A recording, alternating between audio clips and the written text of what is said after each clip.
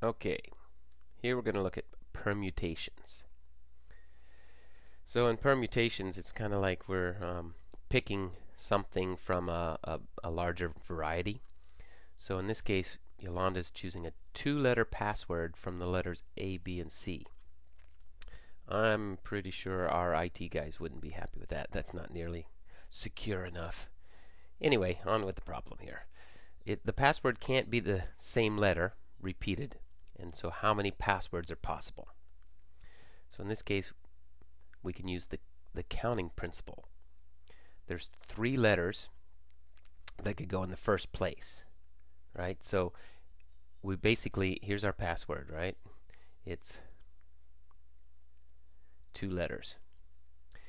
In here, in the first place, we could either have an A, a B, or a C. Now, once we pick one of those, then in the second choice, we could only have a B or C because it can't be repeated, right? So that's where they get these 2 numbers. So how many different options do we have for the first position? We have 3. And how many options for the second position? 2. So that makes a total of 6 2-letter passwords. So we always want to click on these things to see what's what. So let's take a look at them. So here they are.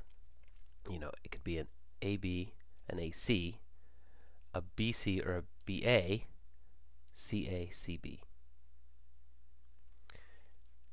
If we take a look at this, we found the number of permutations of 3 things taken 2 at a time, and this arrangement is a certain order. So let's look what that means. If we say, what are we looking at for more here? Get these out of the way.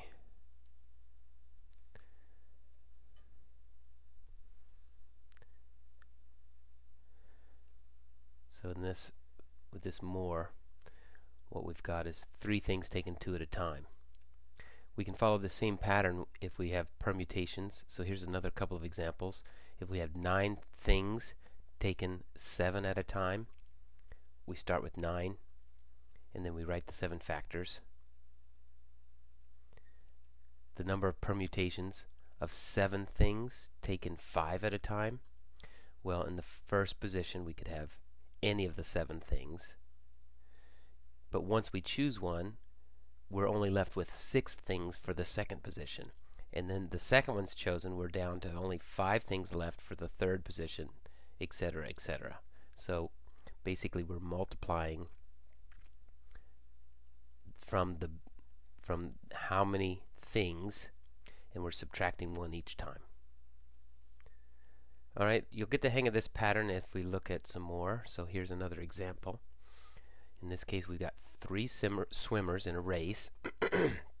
There's going to be a first place prize and a second place prize. How many different ways can the 3 prizes be awarded? Alright, so we got to look at how many swimmers are in the race. So there's 3. So how many first place? How many could get first place? Well, either 1, 2, or 3. So all 3 of them could get first place, right? But once one of them gets first place, there's only 2 swimmers left to get second place. So that's where the 3 and the 2 comes from. We multiply those together and get 6. So there's 6 different ways that the prizes can be awarded. Alright, so once again, you might need to click on explain or take some more notes from different types of permutations, but you'll start to recognize the pattern and work through it. So be patient and have fun.